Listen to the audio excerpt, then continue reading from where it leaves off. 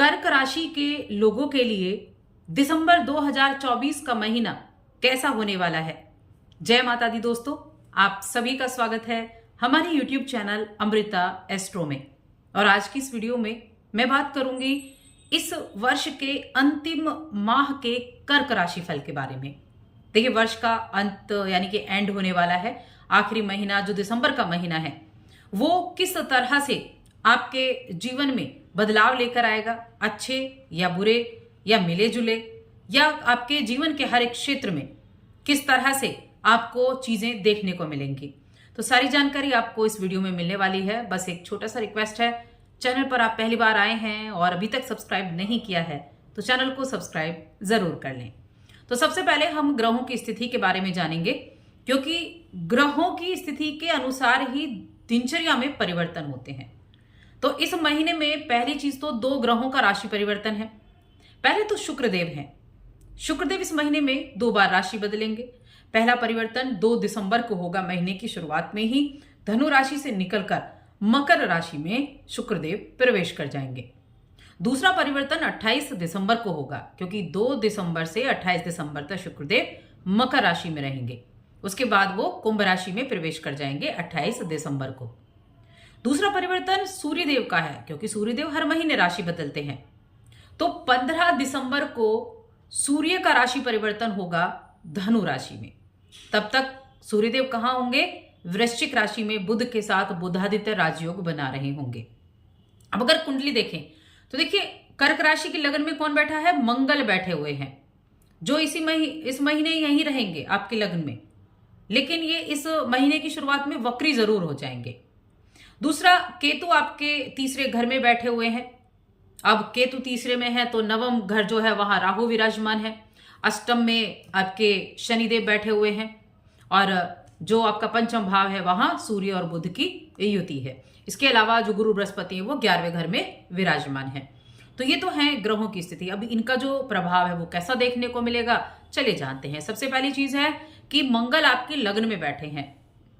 मंगल का लग्न में बैठना आपको क्या करेगा? आपको एनर्जेटिक बनाएगा, जोश से भरेगा। लेकिन साथ में कहीं ना कहीं ऐसी चीजें भी होंगी, क्योंकि वक्री हो जाएंगे और नीच अपने राशि में बैठे हैं, तो क्या होगा कि कहीं ना कहीं कुछ चीजों को लेकर आलस आ सकता है, उतावलापन रह सकता है, वाणी में थोड़ा सा कटुता रह सकती है, यानी कि वाणी कठोर हो सकती है। तो ऐसी चीजें हो सकती हैं। लेकिन हाँ, जोशीले आप रहेंगे, इसमें कोई शक नहीं है। कार्यक्षेत्र की बात करते हैं कि कार्यक्षेत्र आपका कैसा होने वाला है। तो इस समय शनि की मैं बात कर रही हूं, जो कि अष्टम में मौजूद है, सप्तम के भी स्वामी है और अष्टम के भी स्वामी है, और अष्टम में बैठे हुए हैं। करियर के ये कर्मफल दाता हैं, करियर के कारक भी हैं। तो ये क्या करेंगे? इनका जो संबंध है मंगल का भी, देखिए मंगल की 3 दृष्टियां होती हैं, चौथी, 8वीं और चौथी, 7वीं और 8वीं।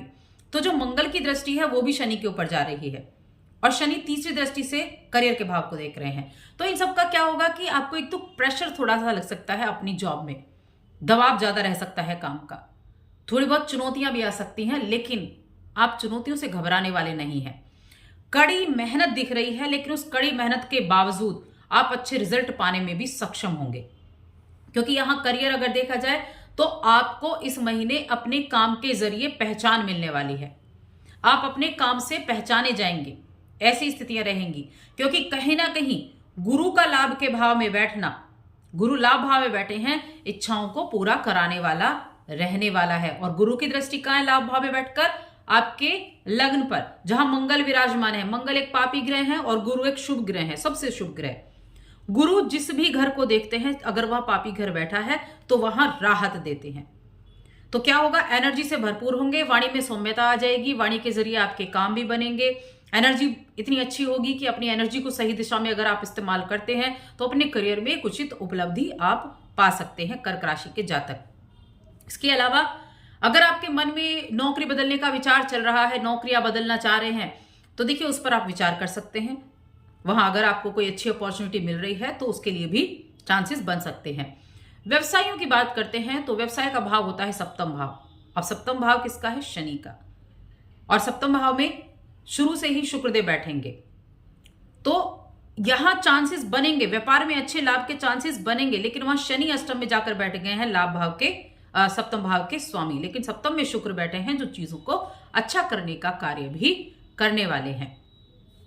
इसके अलावा आप अपने प्रतिस्पर्धियों को कड़ी टक्कर भी देंगे। यहां कॉम्पिटिटर बहुत अच्छे से सक्रिय रहेंगे, लेकिन उस कॉम्पिटिटर को आप पछाड़ने का काम भी करेंगे, क्योंकि मंगल की दृष्टि भी कहां रही है, मंगल लगन में है, तो सप्तम दृष्टि सप्तम को देख रही है, सातवें घर को।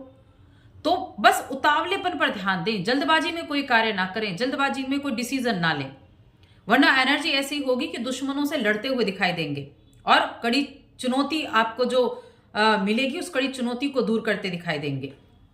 तो अपनी जो रणनीतियां हैं ना उनको बनाकर रखें, अच्छी रणनीतियां बनाएंगे, प्रतिस्पर्धियों को टक्कर दे पाएंगे व्यापार के क्षेत्र में। अब मैं आर्थिक स्थिति की देखूं तो देखिए, आर्थिक स्थिति के लिए देखा जाए तो धन आपके पास बिल्कुल आता रहेगा। गुरु लाभ भाव में बैठे हुए हैं और लाभ भाव में बैठकर गुरु लाभ दिलाने का कार्य भी करेंगे। लाभ का मतलब पैसा, धन आएगा आपके पास, धन सुचारू रूप से रहेगा, क्योंकि इस महीने कमाई आपकी बिल्कुल बढ़ने वाली है, कमाई का जरिया बढ़ने वाला है, नई अपॉर्चुनिटीज मिलने वाली हैं। नौकरी में पदोन्नति का योग भी बना हुआ है, नौकरी में बदलाव का भी योग है, परिवर्तन का भी योग बना हुआ है आपके लिए, जिसके चलते वेतन वृद्धि, प्रोत्साहन या कुछ ना कुछ ऐसी चीजें होंगी जो वाकई में खुशी देकर जाएंगी कर्क राशि के जातकों को। इस महीने आर्थिक रूप से आपका जो जीवन है बड़ा सुरक्षित नजर आ रहा है, यानी कि धन की स्थिति बड़ी अच्छी है, और जो व्यवसाय से जुड़े हैं अंततः मैं कहूंगी उनके लिए भी लाभ की स्थितियां अच्छे से बन जाएंगी। अब इस समय अवधि में क्या रहेगा कि आप अपने व्यवसाय के क्षेत्र में एक उदाहरण भी बन सकते हैं। कहते हैं ना कि चीजें बड़ी जल्दी बदल भी जाती हैं, अपने कामकाज की वजह से एक उदाहरण बन सकते हैं कि जब ये कहें कि हाँ उस व्यक्ति को देखो कितने अच्छे से उसने अपने काम को संभाला, ऐसी स्थितियां भी बनने वाली हैं, क्योंकि मंगल का बड़ा सपोर्ट रहने वाला है। अब यहां एक खुद को एक बड़ा सफल प्रतियोगी आप खुद को साबित कर पाएंगे। होते हैं ना प्रतियोगिता में बहुत सारे प्रतियोगी होते हैं, लेकिन अपने आप को एक सफल प्रतियोगी आप बना पाएंगे।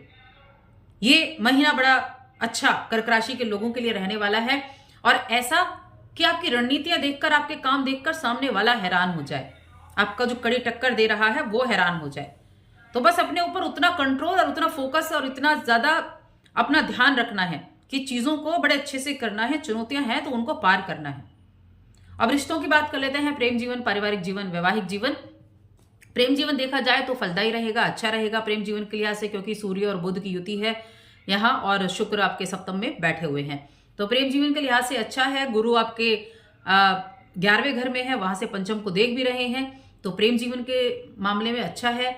और वैवाहिक जीवन अच्छा है, पार्टनर के बीच में आकर्षण बढ़ेगा, प्रेम बढ़ेगा, प्रेम में सफलता मिलेगी। जो पहले से शादीशुदा हैं उनका जो वैवाहिक जीवन है बहुत सुखमय रहेगा, सफल रहेगा। अब जो लोग विवाह के बंधन में नहीं बंधे हैं उनके लिए मैं कहूंगी ये महीना बहुत अच्छा रहने वाला है, विवाह के बंधन में बंधने के योग बने हुए हैं, और आप अपने रिश्तों को लेकर बड़े ज्यादा एक पॉजिटिव रहेंगे।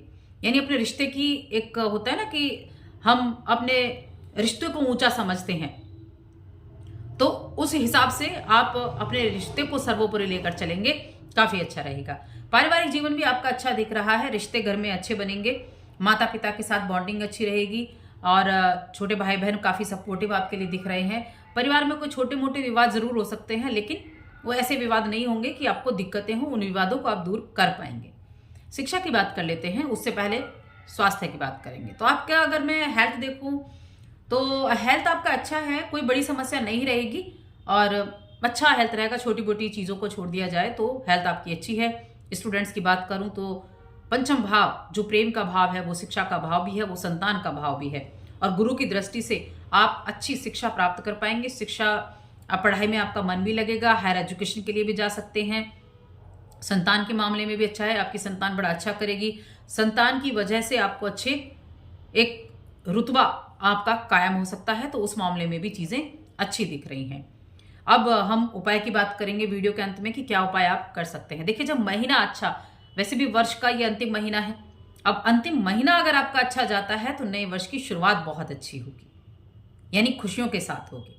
उपाय के लिए आप क्या कर सकते हैं, एक तो सोमवार के दिन चंद्रदेव की पूजा करें, और प्रतिदिन एक मंत्र है उसका जप जरूर करें, ओम चंद्राय नमः, ओम चंद्राय नमः। इस मंत्र का जाप आप प्रतिदिन करें क्योंकि आपकी राशि के स्वामी कौन है? चंद्रदेव हैं। और सोमवार के ही दिन किसी भी बुजुर्ग जरूरतमंद को दही खिलाएं। कोई भी जरूरतमंद हो, बुजुर्ग हो, उसको दही खिलाएंगे सोमवार के दिन तो बहुत अच्छे रिजल्ट आपको देखने को मिलेंगे। तो इन कार्यों को करें। बाकी आज की इस वीडियो में इतना ही। वीडियो कैसी लगी कमेंट करके जरूर बताएं। चैनल पर पहली बार आए तो सब्सक्राइब करके जाएं। जय माता।